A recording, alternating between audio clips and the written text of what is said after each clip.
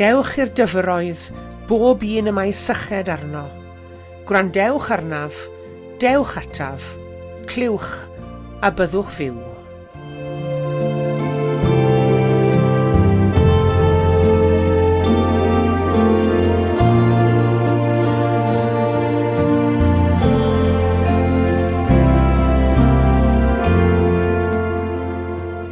Bore da iawn i chi gyd a chroeso cynnes i chi roedfa ddigidol wrthnos hon o Sir Benfro.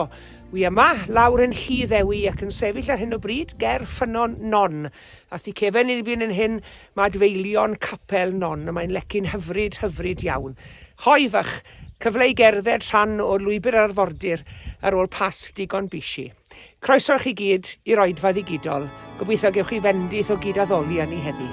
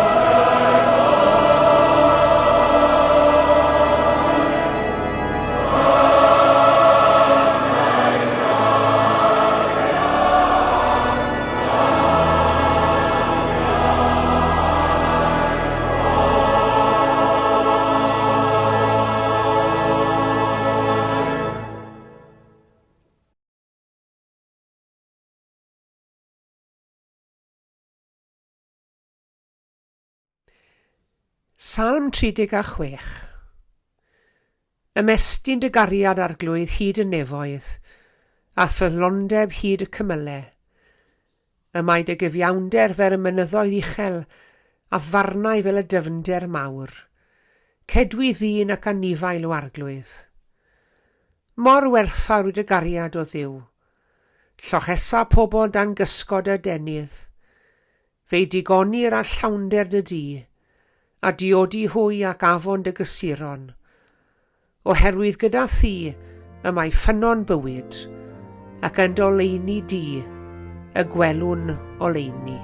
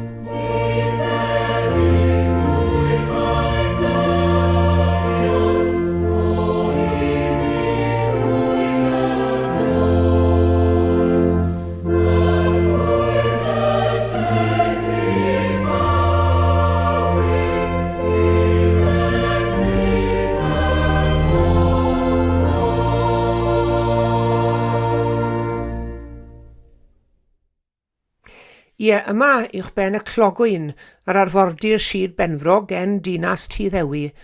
Fe welwn ni olion eglws y Santes Non. Fe ganwyd hi yn 475 oed Crist, a hi yn ôl y grefydd Gristnogol wrth gwrs oedd mam Dewi Sant. Mae'r hanes amdani yn eithriadol o drist. Fe gafodd hi threisio, ac o ganlyniad fe orfodwyd Non i ymguddio, ac yn ôl y chwedl, oedd hi wedi rhoi genedigaeth yng Nghaer Fai ger Tyddewi heddi. Fe ddywedir i bod hi wedi esgor ar Dewi mewn storm enbyd, a'i bod mewn cymaint i wewyr, nes bod hi bysedd wedi gadael ei hôl ar garreg gyfagos. Ac yng nghanol y storm dywyll, fe ddywedir i'r haul dorri drwy'r cymylau, gan o leio'r lle wrth iddi esgor, a bod y cerrig wedi hollti gan ei harteth. Eto i gyd fe gredir bod Non wedi teithio'n eang gydol ei bywyd ac wedi sefydlu lle undau yn Llanon, pentref yng Ngheredigion a enwyd ar ei hôl. Yn ddiweddarach yn ei bywyd fe all Non i fyw ar bwysi chwar y Santes Wenna cyn ymsefydlu yn Drinion yn Llydaw lle bu farw a chael ei chladdu. Mae cysegrfa iddi yn eglwys Drinon, ffynon sanctaidd yng Nghernyw ac yn ogystal â Sir Benfro, ac adfeilion capel Santes Non ger Tyddewi, y safle lle credir iddi roi genedigaeth i Dewi Sant. Mae'r adfail gel Tyddewi erbyn hyn yn cael ei ystyried yn un o'r adeiladau Cristnogol hynaf yng Nghymru, ac yna 1934 fe gafodd capel modern i adeiladu gan ddefnyddio arddull adeiladu traddodiadol yr ardal, oedd yn cael ei ddefnyddio mor bell nôl â 500 oed Crist. Mae'r capel newydd yn cynnwys ffenestri lliw sy'n dangos Dewi Sant a Santes Non. Ond fel soniais i'n gynt, mae ffynon sanctaidd Santes Non hefyd yn agos at adfeilion y capel. Mae'n cael ei ystyried yn un o'r ffynhonnau fwyaf sanctaidd yng Nghymru, a'r gred yw bod gan y dŵr bwerau a chai gwirthiol iawn. Y stori yw bod y ffynon wedi codi pan gafodd Dewi Sant ei eni, a bod Cristnogion wedi parhau i ymweld â hi'n aml hyd yn ôl ar ôl y diwydiad Protestannaidd. Nid delwedd anghyfarwydd yn y Beibl yw'r delwedd o'r ffynon. Gwrandewch yr eiriau'r salmydd eto. Mor werthfawr yw dy gariad o Dduw, llochesau a pobl dan gysgod a denydd, fe digonir a llawnder dy di, a diodi hwy o safon dy gysuron, oherwydd gyda thi y mae ffynon bywyd, ac ond oleini di y gwelwn oleini. Mae rhywbeth hudol iawn mewn syllu, mewn tywelwch ar ddŵr, mewn ffynon, tebyg i ffynon Non fan hyn. Mae'r dŵr yn y ffynon yn lan a ffyr, ac yn arwydd bod Duw yn ein puron i anglenhau. Meddai Iesu hun taw ef yw'r dŵr bywiol. Ac wrth ofyrio ar y dŵr yn y ffynon fe gewn ni'n hatgoffa ein bod ni'n aml yn ein bywydau ysbrydol yn timlo bod angen i ni dynnu o'r dŵr yn hunain. I ni'n meddwl bod yr angen i ni ennill a llunio neu gynhyrchu profiad ysbrydol neu deimlo agosrwydd at Dduw. Ond mewn cyfarbyniad â hyn, mae'r ffynon yn ein hatgoffa ni bod Duw yn rhoi o'i gariad ac yn rhoi o'i ras a'i gwmni yn rhydd ac yn hael a chyson. Mae'r cwbl yn llifo oddi yno. Mae'r hoddion hyn yn tarddu o'r ffynon ddofn sydd yn niw trwy Iesu Grist, y dŵr bywiol. Dyma ddelwedd arall i fyfyrio arni gan Bernard o Clairvaux y tro hyn. Mae e'n dweud fel hyn: bydd y sawl sy'n ddoeth yn gweld ei fywyd yn debycach i gronfa ddŵr nag i gamlas. Mae'r gamlas yn tywallt allan yr hyn mae'n ei dderbyn. Mae'r gronfa ddŵr yn aros tan ei bod hi'n llawn hyd yr ymylon, ac yna'n gollwng y dŵr ychwanegol heb unrhyw golled iddi hi hunan. Rhaid i ni hefyd, meddai fe, ddysgu aros i gael ein llenwi gan rhoddion Duw, cyn y gallwn ni dywallt i eraill. Ffynon ddofn yw Duw, ffynon bywyd, rhodd o luniaeth a maith sy'n cadw ni'n fyw. Minnau ddof i'r ffynon loiw, darddodd allan ar y bryn, ac mi olcha fenaid eog ganwaith yn y dyfroedd hyn. Myrdd o feie, daflau lawr i rym y dŵr. Llawen hawn yn y dŵr hyfryd hwn, gan ddrachti ohoni, a phrofi maddeiant a gras a chariad di-derfyn Duw. Amen.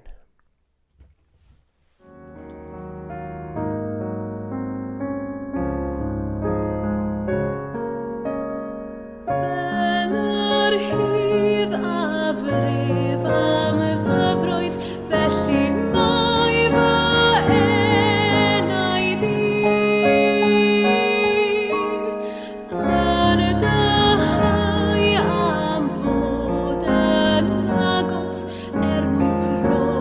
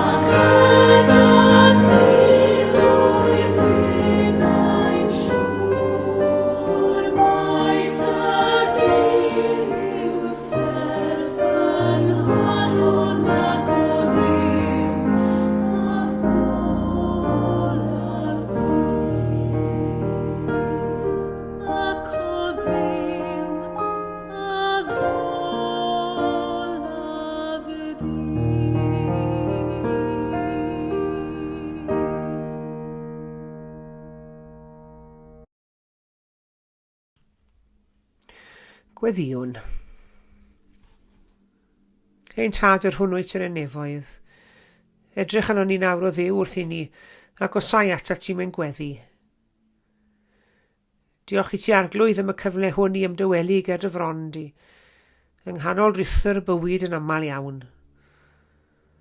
Diolch am yr oedfa hon, ac am y cyfrwng digidol ryfeddol hwn, sydd yn caniatáu ni addoli gyda'n gilydd.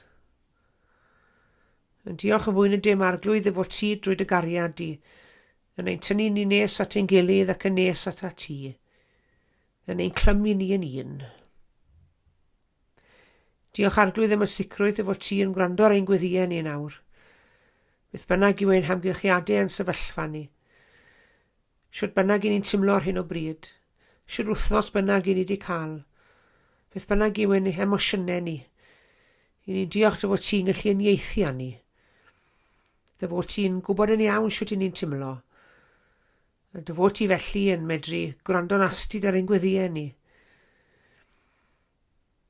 I ni'n diolch i ti arglwydd am dy gwmni ar daith bywyd. Ac i ni'n diolch bod dy ffynon di yn ddi-waelod. Ac ein bod ni'n gallu drachdio o dy ffynon di. A derbyn nerth, a derbyn arweiniad. Wrth i ni gamu ymlaen o ddydd i ddydd ac wrthnos i wrthnos. Yn wir arglwydd, mae'r adegau pan bydden ni'n ffindo'n anodd iawn wir i gamu ymlaen heb dy nerth di. Achos mae bob math o heriau'n dod i'n rhannu yn dosau. Ond i ni'n diolch dy fod ti wastod gyda ni'n gwmni. Y tu ôl i ni yn ein hannog ni ymlaen, yn ein hymyl ni yn gwmni ni, ac ar y blaen i ni hefyd yn ein harwen. A mae gwybod hynny'n gymaint o gysur i ni arglwydd. Mae'r atgyfodiad mae'r Pasg yn dal i ganu yn ein clustiau ni. Ac ni'n diolch o dad nefol bod y fab Iesu'n fyw ac yn bresennol yn ein plith ni. Diolch yn bod ni'n gallu ymdeimlo i gwmni fe a'i bresenoldeb. Diolch i ti arglwydd bod Iesu wedi concro byrth y bedd, ac am yr addewid o fywyd newydd ac obaith newydd, ac o fywyd trygwyddol i ni hefyd, sydd yn credu yno ti. Ac arglwydd yng nghanol tristwch newyddion yr oes, mae angen rhywbeth i godi'n calon ni'n does. A pha beth gwell nad addewid di fod yn agos ato ni.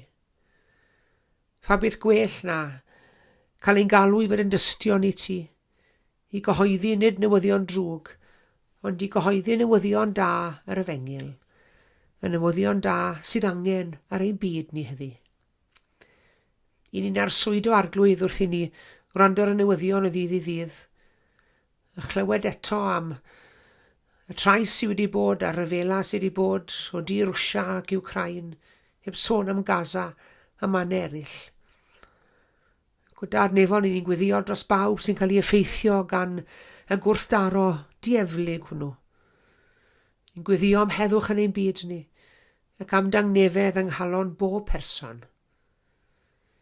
Ni'n gweddio dros bawb arglwydd yn nes adre sydd yn galaru ac yn hiraethu am ynwyliad, a'i teuluoedd nhw wedi cael ei bylchu gan brofedigaethau. Ni'n cofio am bawb sydd yn sal ac sydd wedi cael ei caethiwo i bob math o amgylchiadau anodd. Rhai ohonyn nhw ni'n ymwybodol ohonyn nhw. Enwau eraill nad i ni'n nabod nhw ag eto, i ni'n gweddio drosti nhw oherwydd i bod nhw'n frodyr a chwiorydd i ni. Eraill wedyn arglwydd i ni yn ei nabod ac eto ni'n gwybod yn iawn fod y wen ar y wyneb yn medru cuddio'r dagre sydd yn y galon. Arglwydd bydd yn ofnadw agos at bawb sydd yn wynebu oriau'r diwrnod hwn heddi mewn gofid ac mewn tristwch. A defnyddia ni o ddiwedad i fod yn gyfrwng i ymweld â chalonnau a meddyliau a bywydau'r bobl hynny, ac i gynnig tangnefedd iddyn nhw dy dangnefedd di, ac i cefnogi nhw ac i gynnig concern a chydymdeimlad a chymorth iddyn nhw. O dad wrth i ni gamu fewn i'r wrthnos newydd, arwain ni'n ddiogel o dad nefol a i ni'n wir obeithio y bydd dair di yn cyrraedd yn cliw ni pa beth bynnag byddwn ni'n neud a ble bynnag y byddwn ni. Mae'n ni gweddio arglwydd y byddwn ni'n ymdeimlo nerth ysbryd yn ein harwen ni. Helpa ni fod yn ffyddlon i ti ym mob agwedd o fywyd, bod ni'n cyfaddau fod hynny'n gallu bod yn ddigon anodd ar adegau. A maddau ni arglwydd ar adegau hynny, pan mynd ni'n ildio i ewyllus ein hunain yn hytrach na fod yn ddigon dewr i fyddhau dy ewyllus di. Clywai'n gweddi felly arglwydd, a maddau ni bo bai a phechod yn derbyn. I ni gofyn hyn yn enw Iesu Grist ein harglwydd a'n gwaredwr, yn dysgol ni wrth weddio i ddweud gyda'n gilydd. Ein tad yr hwnnwyt yn y nefoedd, sancteiddiau'r denw, deled y deyrnas, gwneler dy ewyllus, megis yn y ne felly ar y ddeiar hefyd. Daro i ni heddiw ei bara beunyddiol, a maddau i ni ein dyledion, fel y myddeiwn yna i'n dyledwyr, ac nac arwain ni brofedigaeth, eithi'r gwared ni rhag drwg, can eseddo ti o'r deyrnas a'r nerth a'r gogoniant, yn oes oesoedd. Amen.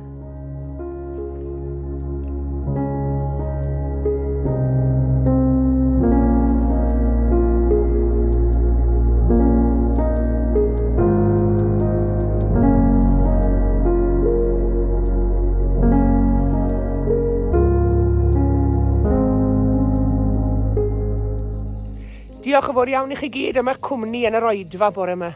Tan y Sul nesaf, cadwch yn ddiogel ac yn iach, a gras ein harglwydd Iesu Grist a chariad Duw, a chymdeithas yr ysbryd glân, a fyddo gyda ni oll.